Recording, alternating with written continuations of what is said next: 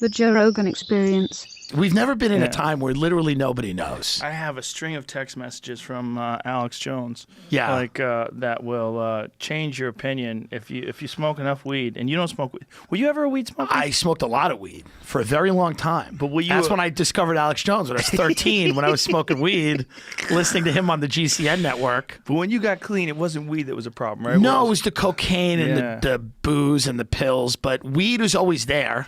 I've never been a cocaine user. Yeah. I've never used it, but I do love that Buck Cherry song. Oh, yeah, it's great. It's great. It almost makes you want to do cocaine. It's a great drug. I mean, don't do it if you're having problems. But Alex left. I haven't even gotten to them because I got it's a real. I changed my phone number not that long ago, right? And I change it every few months now. Yeah, and it doesn't matter. Do you get random texts from just anybody? Oh yeah, random. Yeah. But these are all these are voicemail messages, and look at all these videos he sent me to watch, and all these websites. He's convinced, that it's a weaponized virus that leaked from a lab. Well, there's a lot of people that are saying that in Wuhan, obviously, they have that lab, right? Yes. Whether it's a biodefense or bioresearch laboratory. There's something there. Something's there. Something in Wuhan where the disease originated. Now this is kind of convincing that maybe there were people backdoor selling the animals that they were experimenting on to wet markets. Like if you're broke and you're a guard at the Wuhan lab, you're like, hey, I'm just selling bats and dogs for extra money. And he sold maybe one of the wrong ones, and now we have this issue. Really? Where'd you hear that? I mean, that's on the internet, Joe. Well, as long as it's on the internet. I mean, it's there. But I mean, but now every theory has as much weight as any other theory. Right now. Yeah. Well, because there's some legit scientists that are actually, like one of the things they found out is that the origins of the virus in New York City, it comes directly from Europe. Apparently, they can tell that. Interesting. Somehow. Yeah, I have no idea. Find out how they can tell. Do they trace it back to like patient zero? With like the first person? I don't think they don't do that? I don't think so.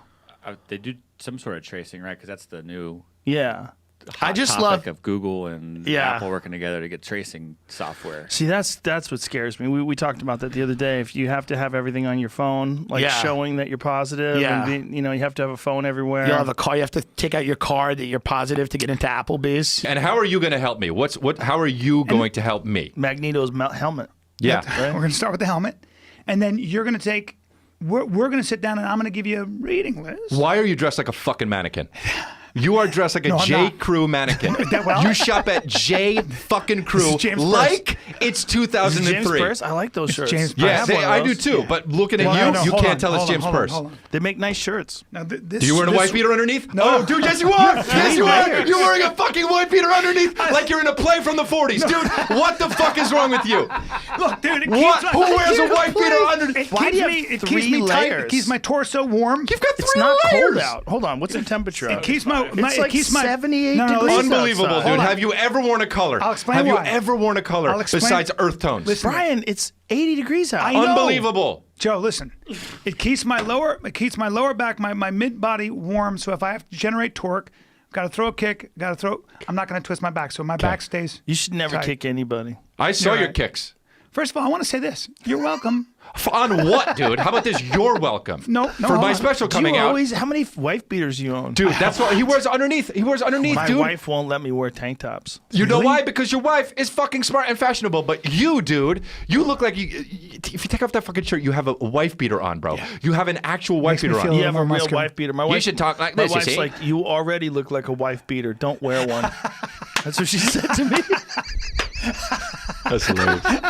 I'm like, That's great. Okay. You have a very hard look. she said you look like a meathead. Yeah. She goes, you don't want to like give people Your that. face, I knew your face one time you were interviewing Randy Couture, and you had a wider head than Randy. So That's not true. That shows you. He's got a What's giant weird is head. that you can always bring a conversation around to a man's anatomy. That's what's weird. That's true. That is what's weird. And now, speaking of anatomy, you're getting older. Hey. No, but why are you? But no, it's cool. That's so when I saw obnoxious. you, when I see old videos of you, you look healthy, and now you don't not look healthy. Yeah.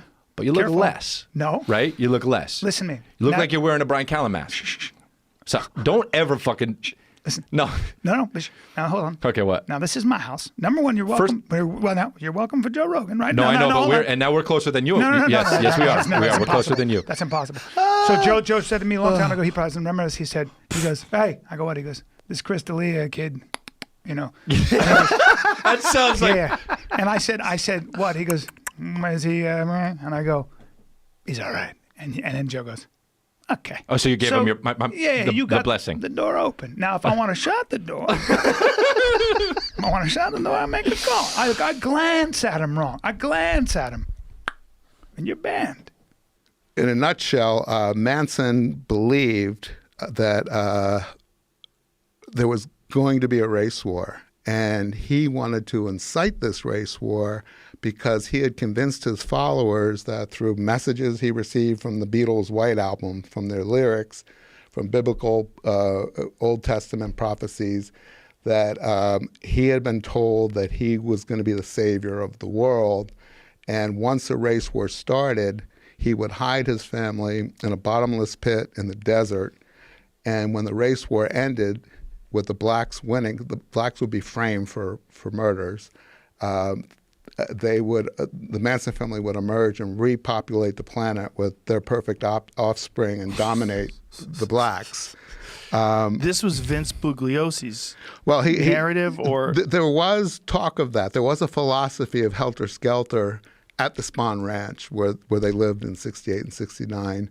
That Manson would discuss, but whether or not it was the motive for the murders is I raise serious questions about that in the book. Manson would discuss it in that way, that there was going to be a race war and that they would emerge and then their offspring. Yeah, except for the fact that so the way Bugliosi was able to convict Manson wasn't at the Tate House when the murders happened. He had, in the official story, dispatched Susan Atkins, Patricia Krenwinkel, Leslie Kasabian, and Tex Watson to the house, the former house of Terry Melcher. They didn't know who lived there, but just to kill everybody.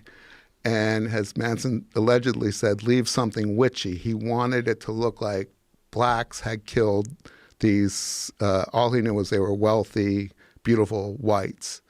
And he wanted to ignite the race war, because if the Panthers got blamed for these murders, then the police would crack down on them, they'd revolt, the revolution would happen, it would spread across the whole world, and then when it was over and the blacks had prevailed, they were too dumb, Manson believed, to be able to run the world. That's when he would come out with his followers of their hole in the desert and take over the planet. Now, Bugliosi said in interviews that I didn't have until after he and I stopped speaking, which was when he started threatening me with lawsuits and other things in the about 2006-07. I discovered 2 or 3 interviews he gave in the early 70s where he was asked if he believed that Manson really believed this craziness. And Bugliosi said, I don't think Charlie believed in it. He got his followers to, but he never believed in that. He was too smart. He was a con man. And right there, you know what, Joe, I don't want to feel like I'm CVS or anything right now, but I want to say, we all know when it comes to corona, there's certain things that go before you know if you have corona or you kind of feel it. Right. Your sense of smell and your sense of taste. That's why, Joe, you're not going to believe this, right? I came up with a one-of-a-kind. This is a specific to me. It's the Donnell Rawlings show. Okay. Now, I don't know if you're familiar with a smell called black ice. Black ice? Do you know what black ice is? No. You don't know what black ice is? I don't know. I wouldn't lie to you. No, you don't really know what the ice? black ice air freshener is. I don't think so. Do you know what it is? You don't know. Okay. I bet you you'll know this. I mean, all right, you know for a car? All right, you know this one. You know the Royal Pine air freshener, right? Yeah, those little trees. That's the white one.